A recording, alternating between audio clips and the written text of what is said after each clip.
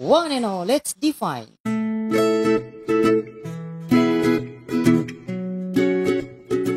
Assalamualaikum warahmatullahi wabarakatuh. Alhamdulillahirrahmanirrahim. Allahumma salli ala Muhammad wa ala ali Muhammad. Kembali lagi di channel Aljabar. Alhamdulillahirrahmanirrahim. Pada hari ini kita diberikan kesempatan untuk sharing lagi. Sebelumnya saya ingin meminta maaf karena beberapa hari ini saya ada banyak kegiatan, ada banyak kesibukan yang harus saya selesaikan. Jadi baru sempat upload video. Insya Allah video ini akan dibagi beberapa part, termasuk yang apa? Yang ingin dibahas adalah tentang deep learning. Salah satu bagian dari, maksudnya bagian dari machine learning. Nah, deep learning di sini yang ingin dibahas adalah bagaimana deep learning itu bekerja dengan objeknya tangan. Jadi di sini saya bagi 3 dataset. Datasetnya itu berupa gunting, batu, kertas yang kayak gini. Gunting, batu, dan kertas seperti itu. Jadi nantinya machine learning ini atau deep learning ini bisa mengetahui objek apa yang sedang kita tayangkan di kamera seperti itu. Kurang lebihnya seperti itulah. Untuk video kali ini saya akan membahas bagaimana kita membuat datasetnya. Nah, kebetulan untuk kasus yang seperti itu kita bisa buat sendirilah dataset. Oke. Untuk mempersingkat waktu, langsung saja go to the laptop. Oke, di sini inilah script yang akan kita gunakan. Pertama, saya ingin jelaskan dulu di sini ada beberapa define function lah. Ada run AVG, ada segment, terus ada main. Oke, saya perlihatkan dulu foldernya. Di sini saya sudah buat, sebenarnya sudah ada data trainingnya, gunting, kertas saya sudah buat, data validasinya juga sudah ada. Untuk teorinya sendiri, menurut saya teori yang detailnya itu akan dibahas di live video bersama Encrypt, insyaallah di minggu inilah, insyaallah. Jadi yang akan kita coba di sini bagaimana kita buat datasetnya itu di folder anu ini. Nah, folder anu ini kan masih kosong nih. Nah, kita akan coba buat datanya di sini. Terus kita akan coba jalankan nantinya. Running dulu ya. Bagaimana sih penampakannya? Nah, seperti ini. Mungkin penampakannya kurang lebih seperti itu. Nampaknya saya harus bergeser sedikit dulu biar tidak mengganggu dari frame yang kita sudah buat. Nanti saya akan jelaskan juga kenapa di sini ada warna biru dan seperti itu. Oke dulu, oke, kita kembali ke programnya. Di sini saya gunakan 2 library Python, yaitu CV2 dan Emutils. Sebenarnya fungsi dari CV2 dan Emutils ini hampir sama. Dari teori yang saya baca, kalau Emutils dia tidak peduli dengan hake, sedangkan CV2 itu peduli dengan hake. Jadi ketika kita gunakan CV2 biasanya dia peduli dengan width dan height dari objeknya, sedangkan ketika kita gunakan Emutils sih tidak sama sekali peduli dengan height. Kurang lebih seperti itu sih perbedaannya. Nanti kita lihat di mana sih penggunaannya. Okay. Tapi pada video kali ini saya tidak akan membahas dulu tentang 2 define ini, 2 def ini. Saya tidak akan membahasnya dulu, mungkin di video berikutnya. Insya Allah saya usahakan semua video yang berhubungan dengan live nanti rampung dulu lah, insya Allah minggu ini. Oke, langsung saja. Di sini kita gunakan 2 library ya, library yang saya sebutkan tadi. Terus ada variable global non. Nah, variable ini nantinya bisa digunakan untuk semua def yang sudah di-define. Seperti yang saya bilang di beberapa video yang lalu ya, ketika kita dapatkan sintaks seperti ini, hal yang pertama yang harus kita baca adalah membaca main sintaksnya. Main sintaks adalah sintaks yang tidak diupdate atau tidak ada dalam dev seperti itu. Jadi kita langsung ke bawah ya. Oh, di sini cuman ada satu sintaks. Sintaks ini memanggil dev main, yang dev yang ketiga, dev main. Oke, kita baca di dalam dev main itu ada beberapa variabel. Variabel wake ini nanti berfungsi di dua dev yang akan dijelaskan di video berikutnya, insyaallah. Terus kamera, variabel ini fungsinya untuk memanggil kamera yang ada di laptop seperti itu. Sedangkan variabel ini fungsinya untuk mengatur margin dari frame yang kita buat. Jadi nantinya ada 3 frame. Frame pertama frame besar, frame kedua itu frame yang warna biru tadi, frame yang digunakan untuk menangkap objek, dan frame yang ketiga adalah frame yang akan dikonvert menjadi suatu dataset image. Di sini saya convert image-nya menjadi white black. Fungsi dari kedua dev yang sebelumnya, dev yaitu run AVG dan segment, adalah mengkonversi gambar yang diambil nantinya ke gambar hitam putih seperti itu. Jadi ada di pre-processingnya ada beberapa step lah. Apa pre-processing? Mungkin insya Allah akan dibahas di video live-nya biar tidak berulang ya, seperti itu. Terus ada num frames juga 0, yang awalnya 0 ya. Terus image num juga 0 seperti itu. Terus di sini ada variabel start recording false. Karena di sini logiknya saya ambil gambarnya berulang, jadi otomatis awalnya kan false tuh, start recording. Di bawah itu, di dalam perulangan itu harus ada true, biar kameranya bisa menangkap gambar. Kita lihat dulu start recording. Nah ini ada true, ya, start recording true, while. Oke, kita lanjut ke while. Jadi pada perulangan while yang seperti ini, artinya dia harus punya nilai batasan biar logiknya berhenti seperti itu. Jadi misalkan di sini tidak ada variabel batasannya, artinya program ini akan berulang terus menerus. Misalkan saya nge-record gambar, artinya gambarnya akan berulang terus menerus di record sampai komputernya hang. Jadi saya harus berikan nilai batasan. Nilai batasannya itu adalah yang ini. Jadi ketika saya melakukan press Q, misalkan nih saya sudah mulai merecord datasetnya, tiba-tiba saya tekan Q, nah itu akan berhenti sendiri. Dia langsung akan melakukan print stop recording pada terminal dan melakukan break, artinya programnya di close. Jadi video kali ini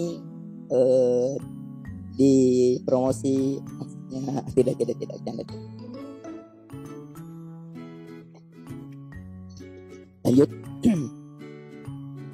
Jadi ketika kita melakukan atau menekan Q pada keyboard atau image-nya sudah sampai 50, programnya akan berhenti. Gitu. Lanjut di sini. Jadi perulangan ya, dia akan terus menerus berulang sampai kita tekan Q atau image-nya sampai 50. Terus di sini ada lagi grab frame. Terus kamera read ini dari sini ya. Jadi kamera read ini dia akan satu paket dengan yang ini. Dia akan membaca gambar lah dari kamera. Dia akan membaca apa yang ada di depan kamera seperti itu. Terus immutils, jadi fungsi dari frame ini, yang ini, dia akan membuat frame dengan width 700 pixel. Terus frame selanjutnya adalah, kan tadi saya bilang ada beberapa frame ya. Ada frame besarnya, ada frame yang yang untuk gambar hitam putihnya. ROI ini yang kotaknya. Terus ini berhubungan dengan proses konversi gambar real ke gambar hitam putih. Seperti itu. Ini insya Allah akan dibahas bersamaan dengan dua fungsi berikutnya. Oke, jadi if yang pertama ini run AVG. Jadi fungsi dari run AVG, fungsi utama dari dev yang run AVG ini adalah bagaimana dia bisa membedakan antara objek atau tangan dengan background. Yang akan jadi background itu tuh nanti yang di belakang yang akan jadi backgroundnya. Bagaimana dia bisa memisahkan warnanya seperti itu, sehingga kita bisa buat backgroundnya warna hitam dan objeknya warna putih. Fungsi dari run AVG itu seperti itu. Nanti akan kita bahas lah, insya Allah kalau waktunya memang sempat, insya Allah akan kita bahas bagaimana proses konversinya. Jadi dia harus mengidentifikasi dulu seperti itu. Kenapa di sini saya kasih 5? Jadi ketika num frame-nya sudah sampai 5, dia sudah bisa menebak, oh ini warnanya kayak gini, ini warnanya kayak gini, seperti itu. Itu tergantung komputer juga sih.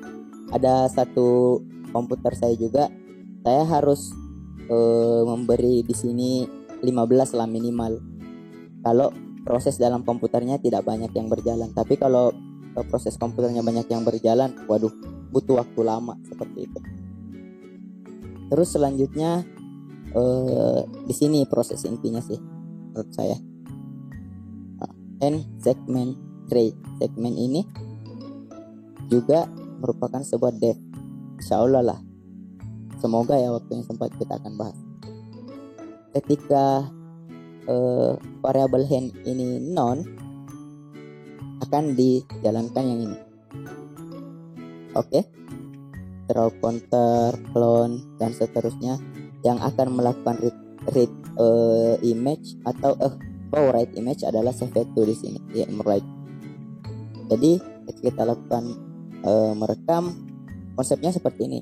Kita nyalain kamera, terus direkam, gambar yang direkam itu dibuatkan frame lagi. Frame yang satunya itu berupa image hitam putih yang di convert melalui dua dev sebelumnya. Terus gambar hitam putih itu disimpan ke dalam sebuah folder.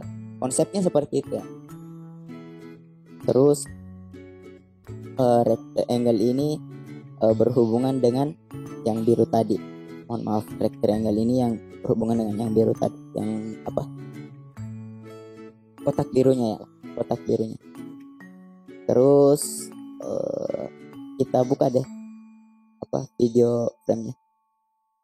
Seperti itu. Ini dia menunggu inputan dari sini, refresh. Oke, saya Rania, semoga bisa paham. Saya juga nggak tahu cara menjelaskannya gimana nih.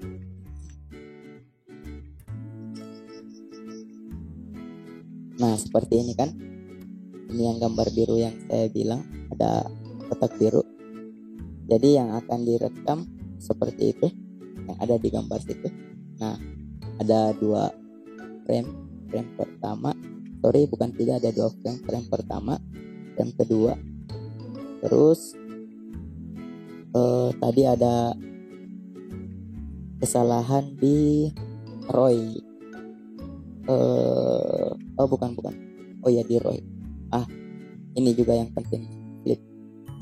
Jadi sebenarnya posisi ini awalnya itu ada di sekitaran sini lah. Jadi fungsi dari flip itu ya dia ada flip 0, flip minus 1. Mungkin manualnya bisa dibaca. Di sini saya gunakan flip 1 sehingga saya bisa gunakan itu untuk memposisikan yang ingin saya rekam. Jadi yang di sini saya gunakan itu. Seperti yang saya bilang juga tadi, ketika saya tekan di sini, ketika saya tekan S, dia akan melakukan start recording. Ketika saya tekan V, dia akan keluar. Jadi saya tekan S saja supaya teman-teman bisa lihat ini akan terisi. Kalian akan terisi. Oke, saya tekan S ya. Misalkan saya kayak gini lah. Ini datasetnya jempol ya, misalnya jempol. Saya kasih nama Anu tadi. Saya kasih nama Anu, terus misalkan jempol. Nah, itu kan akan terisi. Di situ saya kasih batasan 50, jadi videonya akan dibuat dari 0 sampai 50. Kurang lebihnya seperti itu. Nah, untuk project kita, jadi saya rasa script ini fungsinya sudah tahu ya bagaimana kita membuat datasetnya. Nah, untuk project kita ini saya hapus dulu karena ini tidak digunakan di project kita. Untuk di project kita gunakan 500 dataset dimulai dari angka 0 ya, artinya 501. Untuk trainingnya, untuk dataset batu ada 500 kalau nggak salah ya 500. Jadinya 501 dimulai dari angka 0. Gunting pun seperti itu ada 500, kertas pun seperti itu ada 500.